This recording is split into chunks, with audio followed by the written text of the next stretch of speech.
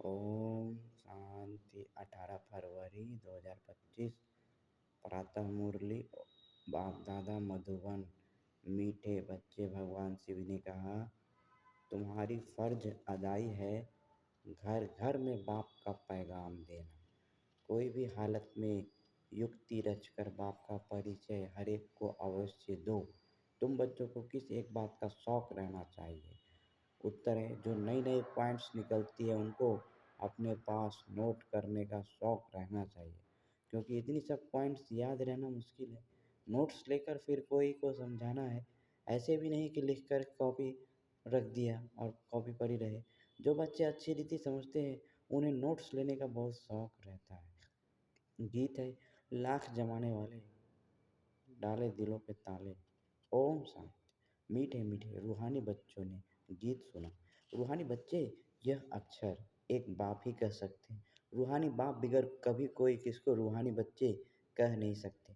बच्चे जानते हैं सब रूहों का एक ही बाप है। हम सब भाई भाई हैं, गाते भी हैं ब्रदरहुड। फिर भी माया की प्रवेशता ऐसी है जो परमात्मा को सर्वव्यापी कह देते हैं तो फादरहुड हो पड़ता है। रावण राज्य पुरानी दुनिया में ही होता है, नई दुनिया में राम राज्य अथवा ईश्वरीय राज्य कहा जाता है। यह समझने की बात है, दो राज्य जरूर हैं, ईश्वरीय राज्य और आसुरी राज्य। नई दुनिया और पुरानी दुनिया। नई दुनिया जरूर बाप ही रचते होंगे। इस नई दुनिया में मनुष्य नई दुनिया और पुरानी दुनिया को भी नहीं समझते हैं, गोया कुछ नहीं जानते। तुम भी कुछ नहीं जानते थे, बेसमझ थे। नई सुख की दुनिया कौन स्थापन करता है? फिर पुरानी दुनिया में दुख क्यों होता है? स्वर्ग से नर्क कैसे बनता है? यह किसको भी पता नहीं है। इन बातों को तो मनुष्य ही जानेंगे ना। देवताओं के चित्र भी हैं तो जरूर आदि सनातन देवी देवताओं का राज्य था, इस समय नहीं है। यह है प्रजा पर राज्य। बाप भारत में ही आते हैं। मनुष्यों को यह पता नहीं है कि शिव बाबा भारत में आकर क्या करते हैं। अपने धर्म को ही भूल गए हैं। तुमको अब परिचय देना है त्रिमूर्ति और शिव बाप का। ब्रह्मा देवता, विष्णु देवता, शंकर देवता कहा जाता है, फिर कहते हैं शिव परमात्माए नमः। तो तुम बच्चों को त्रिमूर्ति शिव का ही परिचय देना है। ऐसी ऐसी सर्विस करनी है। कोई भी हालत में बाप का परिचय सबको मिले तो बाप से वर्षा ले लें। तुम जानते हो हम अभी वर्षा ले रहे हैं और भी बहुतों को वर्षा लेना है। हमारे ऊपर फर्ज अदाई है घर घर में बाप का पैगाम देने की। वास्तव में मैसेंजर एक बाप ही है। बाप अपना परिचय तुमको देते हैं, तुमको फिर औरों को बाप का परिचय देना है, बाप की नॉलेज देनी है। मुख्य है त्रिमूर्ति शिव। इनका ही कोट ऑफ आर्म्स भी बनाया है। गवर्नमेंट इनका यथार्थ अर्थ नहीं समझती है। उसमें चक्र भी दिया है, चरखे मिसल, और उसमें फिर लिखा है सत्यमेव जयते। इनका अर्थ तो निकलता नहीं। यह तो संस्कृत अक्षर है। अब बाप तो है ही ट्रुथ। वह जो समझाते हैं उससे तुम्हारी विजय होती है सारे विश्व पर। बाप कहते हैं मैं सच कहता हूँ, तुम इस पढ़ाई से सच सच नारायण बन सकते हो। वो लोग क्या क्या अर्थ निकालते हैं वह भी उनसे पूछना चाहिए। बाबा तो अनेक प्रकार से समझाते हैं। जहाँ जहाँ मेला लगता है वहाँ नदियों पर भी जाकर समझाओ। पतित पावन गंगा तो हो नहीं सकती, नदियाँ सागर से निकली हैं। वह है पानी का सागर, उनसे पानी की नदियाँ निकलती हैं। ज्ञान सागर से ज्ञान की नदियाँ निकलेगी। तुम माताओं में अब ज्ञान है, गौमुख पर जाते हैं उनके मुख से पानी निकलता है। समझते हैं यह गंगा का जल है। इतने पढ़े लिखे मनुष्य समझते नहीं कि यहाँ गंगा जल कहाँ से निकलेगा। शास्त्रों में है कि बाण मारा और गंगा निकल आई।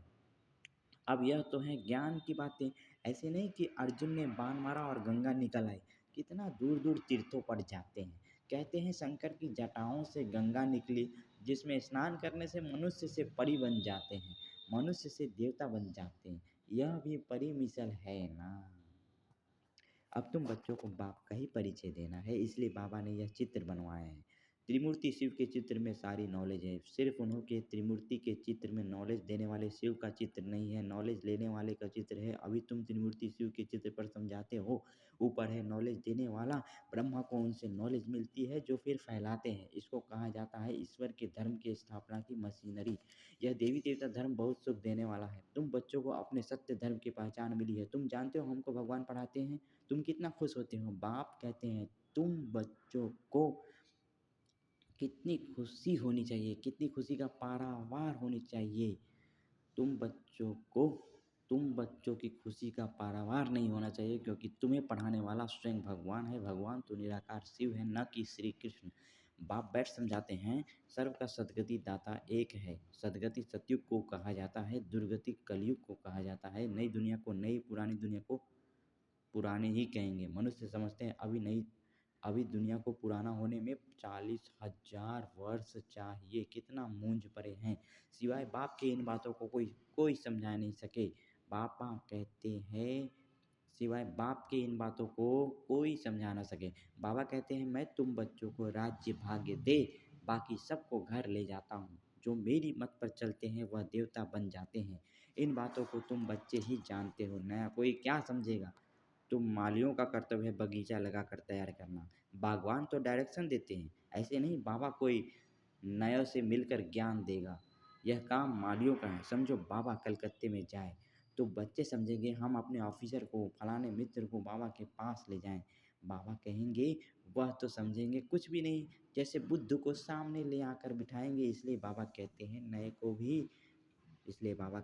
नए को कभी बाबा के सामने लेकर ना आओ। यह तो तुम मालियों का काम है, न कि बागवान का। माली का काम है बगीचे को लगाना। बाप तो डायरेक्शन देते हैं ऐसे ऐसे करो। इसलिए बाबा कभी नए से मिलता नहीं है, परंतु कहाँ मेहमान होकर घर में आते हैं तो कहते हैं दर्शन करें। आप हमको क्यों नहीं मिलने देते हो। शंकराचार्य आदि पास कितने जाते हैं। आजकल शंकराचार्य का बड़ा मर्तबा है, पढ़े लिखे हैं, फिर भी जन्म तो बेकार से ही लेते हैं ना। ट्रस्टी लोग गद्दी पर कोई को भी बिठा देते हैं। सबकी मत अपनी अपनी है। बाप खुद आकर बच्चों को अपना परिचय देते हैं कि मैं कल्प कल्प इस पुराने तन में आता हूँ। यह भी अपने जन्मों को नहीं जानते हैं। शास्त्रों में तो कल्प की आयु ही लाखों वर्ष लगा दी है। मनुष्य तो इतने जन्म ले नहीं सकते हैं, फिर जानवर आदि की भी योनियाँ मिलाकर 84 लाख बना दी हैं। मनुष्य तो जो सुनते हैं सब सत्य सत्य करते रहते हैं। शास्त्रों में तो सब हैं भक्ति मार्ग की बातें। कलकत्ते में देवियों की बहुत शोभावान सुंदर मूर्तियाँ बनाते हैं, सजाते हैं, फिर उनको डुबो देते हैं। यह भी गुड़ियों की पूजा करने वाले बेबीज ही ठहरे, बिल्कुल इनोसेंट। तुम जानते हो यह है नर्क। स्वर्ग में तो अथाह सुख थे। अभी भी कोई मरता है तो कहते हैं फलाना स्वर्ग पधारा, तो जरूर कोई समय स्वर्ग था, अब नहीं है। नर्क के बाद फिर जरूर स्वर्ग आएगा। इन बातों को भी तुम जानते हो। मनुष्य तो रिंचक भी नहीं जानते, तो नया कोई बाबा के सामने बैठ क्या करेंगे। इसलिए माली चाहिए जो पूरी परवरिश करे। यहाँ तो माली भी ढेर के ढेर चाहिए। मेडिकल कॉलेज में कोई नया जाकर बैठे तो समझेगा कुछ भी नहीं, न यह नॉलेज भी है नहीं। बाप कहते हैं मैं आया हूँ सबको पावन बनाने, मुझे याद करो तो पावन बन जाएंगे। इस समय सब हैं तमो प्रधान आत्माएं। तब तो कह देते आत्मा सो परमात्मा, सब में परमात्मा है। तो बाप थोड़े ही बैठ ऐसों से माथा मारेगा। यह तो तुम मालियों का काम है कांटों को फूल बनाना। तुम जानते हो भक्ति है रात, ज्ञान है दिन। गाया भी जाता है ब्रह्मा का दिन, ब्रह्मा की रात। प्रजापिता ब्रह्मा के तो जरूर बच्चे भी होंगे ना। कोई को इतना भी अक्ल नहीं जो पूछे कि इतने ब्रह्मा कुमार कुमारियाँ हैं, इनका ब्रह्मा कौन है। अरे प्रजापिता ब्रह्मा तो मशहूर है, उन द्वारा ही ब्राह्मण धर्म स्थापन होता है। कहते भी हैं ब्रह्मा देवताए नमः। बाप तुम बच्चों को ब्राह्मण बनाए फिर देवता बनाते हैं। जो नई नई पॉइंट्स निकलती हैं उनको अपने पास नोट करने का शौक़ बच्चों में रहना चाहिए। जो बच्चे अच्छी रीति समझते हैं उन्हें नोट्स लेने का बहुत शौक़ रहता है। नोट्स लेना अच्छा है, क्योंकि इतनी सब पॉइंट्स याद रहना मुश्किल है। नोट्स लेकर फिर कोई को समझाना है, ऐसे नहीं कि लिख कर फिर कॉपी पड़ी रहे। नई नई पॉइंट्स मिलती रहती हैं, जो तो पुरानी पॉइंट्स की कॉपियाँ पड़ी रहती हैं। स्कूल में भी पढ़ते जाएंगे, पहले दर्जे वाली किताब पड़ी रहती है, जब तुम समझाते हो तो पिछाड़ी में यह समझाओ कि मन मना भव, बाप को और सृष्टि चक्र को याद करो। मुख्य बात है मामेकम याद करो। इसको ही योग अग्नि कहा जाता है। भगवान है ज्ञान का सागर, मनुष्य है शास्त्रों का सागर। बाप कोई शास्त्र नहीं सुनाते हैं, वह भी शास्त्र सुनाए तो बाकी भगवान और मनुष्य में फर्क क्या रहा। बाप कहते हैं इन भक्ति मार्ग के शास्त्रों का सार मैं तुमको समझाता हूँ। वह मुरली बजाने वाले सर्प को पकड़ते हैं तो उसके दांत निकाल देते हैं। बाप भी विष पिलाना तुमसे छुड़ा देते हैं। इसी विष से ही मनुष्य पतित बने हैं। बाप कहते हैं इनको छोड़ो, फिर भी छोड़ते नहीं हैं। बाप गोरा बनाते हैं फिर भी गिरकर काला मुंह कर देते हैं। बाप आए हैं तुम बच्चों को ज्ञान चिता पर बिठाने। ज्ञान चिता पर बैठने से तुम विश्व के मालिक जगत जीत बन जाते हो। अच्छा, मीठे मीठे सिखिल दे बच्चों प्रति माता पिता बाप दादा का याद प्यार, गुड मॉर्निंग और नमस्ते। शुक्रिया बाबा, शुक्रिया। रूहानी बाप की रूहानी बच्चों को नमस्ते। हम रूहानी बच्चों की रूहानी माता पिता बाप दादा को याद प्यार, गुड मॉर्निंग और नमस्ते। शुक्रिया बाबा, शुक्रिया आपका पद्मा पदम, शुक्रिया मेरा बाबा, मीठा बाबा, प्यारा बाबा, शुक्रिया बाबा। धारणा के लिए मुख्य सार है सदा खुशी रहे कि हम सत्य धर्म की स्थापना के निमित्त हैं। स्वयं भगवान हमें पढ़ाते हैं हमारा देवी देवता धर्म बहुत सुख देने वाला है। माली बन कांटों को फूल बनाने की सेवा करनी है। पूरी परवरिश कर फिर बाप के सामने लाना है। मेहनत करनी है। वरदान, पुरानी देह और दुनिया को भूलने वाले बाप दादा के दिल तख्त नसीन भवा। संगम योगी श्रेष्ठ आत्माओं का स्थान है ही बाप दादा का दिल तख्त। ऐसा तख्त सारे कल्प में नहीं मिल सकता। विश्व के राज्य का व स्टेट के राज्य का तख्त तो मिलता रहेगा, लेकिन यह तख्त नहीं मिलेगा। यह इतना विशाल तख्त है जो चलो फिरो खाओ सो लेकिन सदा तख्त नसीन रह सकते हो। जो बच्चे सदा बाप दादा के दिल तख्त नसीन रहते हैं वे इस पुरानी देह व देह की दुनिया से विस्मृत रहते हैं। इसे देखते हुए भी नहीं देखते। स्लोगन है हद के नाम मान शान के पीछे दौड़ लगाना, अर्थात परछाई के पीछे पड़ना। अव्यक्त इशारे, एकांत के लिए बनो, एकता और एकाग्रता को अपनाओ। जैसे कोई भी नई इन्वेंशन अंडरग्राउंड जाने से कर सकते हैं, वैसे आप भी जितना अंडरग्राउंड अर्थात अंतर्मुखी रहेंगे उतना नई नई इन्वेंशन व योजनाएं निकाल सकेंगे। अंडरग्राउंड रहने से एक तो वायुमंडल से बचाव हो जाएगा, दूसरा एकांत प्राप्त होने के कारण मनन शक्ति भी बढ़ेगी, तीसरा कोई भी माया के विघ्नों से सेफ्टी का साधन बन जाता है। कोई भी माया के विघ्नों से सेफ्टी का साधन बन जाता है। ओम शांति। भगवान शिव को याद कीजिए। अपने आप को आत्मा समझ के परम पिता परमात्मा शिव को याद करते हैं।